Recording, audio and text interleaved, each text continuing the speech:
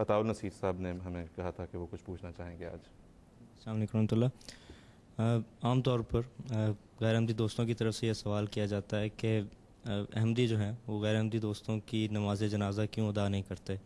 گزشتہ یعنی پروگرام میں بھی یہ سوال کیا گیا تھا، اگر مزید روشنی اس پر ڈال سکیں۔ جی ٹھیک ہے، مولانا عطاء المجید راشد صاحب سے اس سلسلے میں یاد رکھنا چاہیے کہ جماعت احمدیہ اللہ تعالی کے فضل سے ایک بڑی منظم جماعت ہے، اور جو بھی دینی مسائل ہیں اس کے بارے میں حکم عدل کے طور پر اس زمانے میں سیدنا حضرت اقدس مسیح موعود علیہ الصلوۃ والسلام نے مختلف موضوعات پر جماعت کی رہنمائی فرمائی اپنی کتابوں میں، اپنے زبانی ارشادات میں۔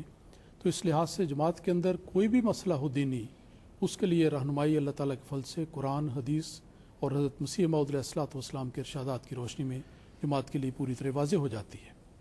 یہ جو مسئلہ ہے کہ غیر احمدی دوستوں کی نماز جنازہ پڑھی جاتی ہے یا نہیں پڑھی جاتی اور کیوں نہیں پڑھی جاتی، اس سلسلے میں بھی باقی باتوں کے علاوہ حضرت مسیح موعود علیہ الصلوۃ والسلام نے جو معین ارشاد فرمایا ہے، اگر وہ میں آپ کے سامنے پیش کر دوں تو میرے خیال میں یہ سب کے لیے پوری طرح ہر مسئلے کو واضح کرنے والا ہوگا۔ حضرت مسیح پاک علیہ الصلوۃ والسلام نے، حضرت بانی سلسلہ علیہ احمدیہ نے اس سلسلے میں فرمایا ہے، میں آپ ہی کے الفاظ پیش کرتا ہوں۔ آپ نے فرمایا، جو شخص سری گالیاں دینے والا، کافر کہنے والا اور سخت مکذب ہے، اس کا جنازہ تو کسی طرح درست نہیں۔ یعنی وہ لوگ جو حضرت مسیح موعود علیہ الصلوۃ والسلام کو، جن کو اللہ تعالیٰ نے اس زمانے میں امام مہدی مقرر فرمایا، امام مقرر فرمایا، ان کو جھٹلانے والے ہیں، وہ اس جھٹلانے کے ذریعے سے اپنے اس حق کو خود اپنے ہاتھ سے ضائع کر دیتے ہیں۔ تو آپ نے فرمایا کہ جو شخص سری گالیاں دینے والا، کافر کہنے والا اور سخت مکذب ہے، اس کا جنازہ تو کسی طرح درست نہیں، مگر جس شخص کا حال مشتبہ ہے اس کے لیے کچھ ظاہراً حرج نہیں ہے، کیونکہ جنازہ صرف دعا ہے اور انقطاع بہرحال بہتر ہے۔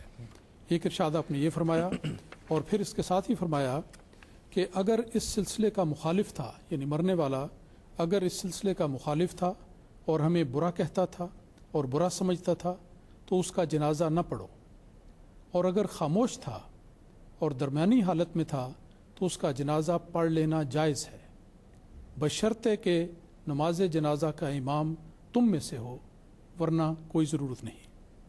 متوفا اگر بالجہر مکذب اور مکفر نہ ہو تو اس کا جنازہ پڑھ لینے میں کوئی حرج نہیں، کیونکہ علام الغیوب خدا ہی کی ذات پاک ہے۔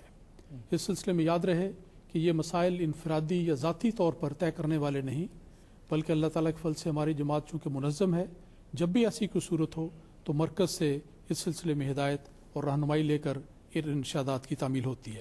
ایک اور بات اس جگہ میں ذکر کرنا چاہتا ہوں کہ نماز جنازہ ایک فرض کفایہ ہے، اگر چند لوگ پڑھ لیں تو باقیوں کی طرف سے بھی یہ فرض ادا ہو جاتا ہے۔ لیکن اگر کوئی ایسی صورت کہیں پیدا ہو جائے کسی حادثے کے نتیجے میں، کسی اور وجہ سے، کہ کوئی ایک کلمہ گو مسلمان کسی جگہ فوت ہو اور وہاں پر اتفاق ایسا ہو کہ کوئی بھی شخص مسلمان اس کا جنازہ پڑھنے والا نہیں، تو اس صورت میں اس کلمہ گو مسلمان کا یہ حق بنتا ہے کہ اس کی نماز جنازہ ادا کی جائے۔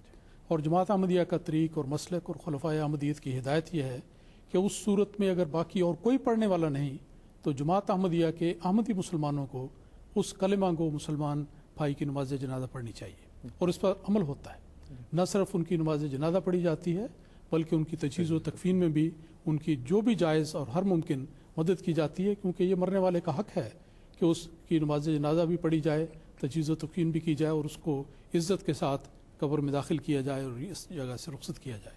تو دیکھا جائے تو اس لحاظ سے جماعت احمدیہ کے اندر ہدایت کا جو سامان ہے اللہ تعالیٰ نے پوری طرح مکمل ہمیں عطا فرمایا ہے، اور ان ہدایات کے مطابق عمل ہونا چاہیے اور ہوتا ہے۔ جی بالکل ٹھیک ہے۔ اور اس میں ایک اور بھی قابل ذکر بات یہ ہے کہ حضرت اقدس مسیح علیہ السلام نے فرمایا نا کہ اس میں یہ دیکھیں کہ پہل کس نے کی، تو حضور نے فرمایا کہ پہل تو تم لوگوں نے کی، یعنی کہ جو غیر احمدی غیر جماعت دوست ہیں ان کو مسیح صاحب نے مخاطب کر کے فرمایا کہ پہل تم نے کی اس چیز کی کہ ہم تمہارے ساتھ کھانا نہیں کھائیں گے، تمہارا پکا ہوا کھانا نہیں کھائیں گے، تمہارا ذبیحہ نہیں سمجھیں گے، حلال نہیں سمجھیں گے، تو تمہارے جو ہے وہ وفات یافتگان کی نماز جنازہ نہیں پڑھیں گے۔ یہ سب کر لینے کے بعد اب یہ بحث اٹھائی جاتی ہے کہ احمدی غیر جماعت لوگوں کا جنازہ کیوں نہیں پڑھتے، تو یہ بھی ایک عطاء النصیر صاحب ایک بات ٹھیک ہے۔ یہاں سے اب ہم آگے چلیں گے، اپنے کالرز کی طرف چلیں گے۔ ہمارے ساتھ عطاء الحق صاحب ہیں لنڈن سے۔ جی عطاء الحق صاحب السلام علیکم۔ جی السلام علیکم آصف صاحب، آپ کو اور جو پینل میں بزرگان تشریف فرمائے ہیں ان کو بہت بہت سلام پیش کرتا وعلیکم ہوں. السلام. میں چونکہ اتفاق ہوتا ہے یہاں پر غیرت جماعت کی محفلیں اٹینڈ کرنے کا کچھ شعبہ اس قسم کا، تو وہاں پر اکثر دیکھا جاتا ہے مولانا حضرات جو ہیں، مولوی حضرات جو ہیں، خصوصی طور پر جن کا تعلق پاکستان سے ہوتا ہے، وہ فتویٰ دیتے ہیں کہ جی واجب القتل ہے، احمدی جو ہیں وہ واجب القتل ہیں. اب میں صرف اس بارے میں جاننا چاہتا ہوں، کیونکہ کچھ بڑی مہربانی ان مولوی حضرات کی، ان بزرگوں کی جو اس وقت پروگرام دیکھ رہے ہیں میری گزارش پہ، میں جاننا چاہتا ہوں مولانا طالب مجیب راشد صاحب سے گزارش کروں گا کہ اس پہ تھوڑی سی. جی ٹھیک ہے طاہر قادری صاحب، بہت بہت شکریہ، جزاک اللہ. آپ کا سوال ہم تک پہنچ گیا ہے.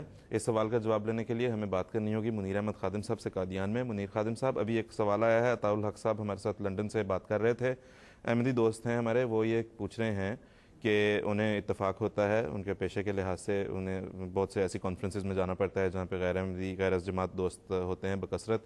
وہاں پہ انہوں نے کہا ہے کہ دیکھنے میں آیا ہے کہ جو علماء حضرات ہیں وہ اس چیز پر وہ یہ فتویٰ سر عام دیتے پھرتے ہیں کہ احمدی جو ہیں وہ واجب القتل ہیں. اس کے بارے میں وہ تھوڑی سی وضاحت چاہتے ہیں کہ آخر اس کا ان کو کیا جواب دیا جا سکتا ہے. منیر خادم صاحب.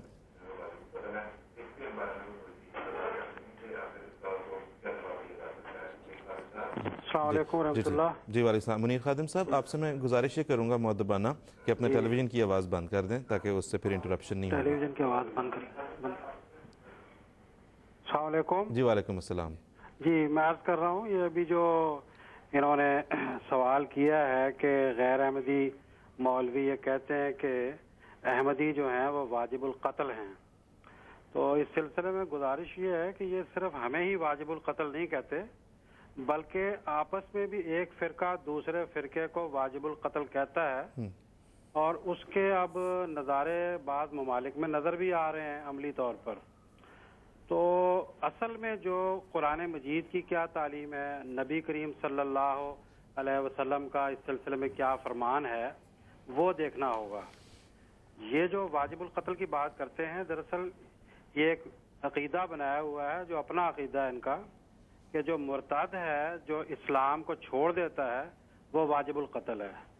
اور ان کا کہنا یہ ہے کہ چونکہ احمدیوں نے نعوذ باللہ اسلام کو چھوڑ دیا ہے اور یہ مرتد ہیں، یہ واجب القتل ہیں.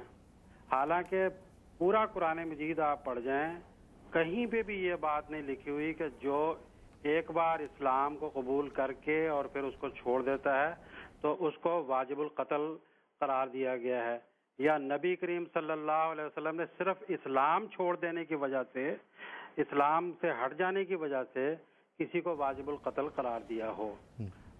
یہ بعض مثالیں تو ملتی ہیں کہ جنگوں کے دوران ان لوگوں نے جو ہے وہ بعض ایسی بغاوت کی باتیں کی اور اس کو وہ اسلام کی طرف آج کل کے زمانے میں جوڑتے ہیں، جی وہ اسلام بھی چھوڑ بیٹھے تھے.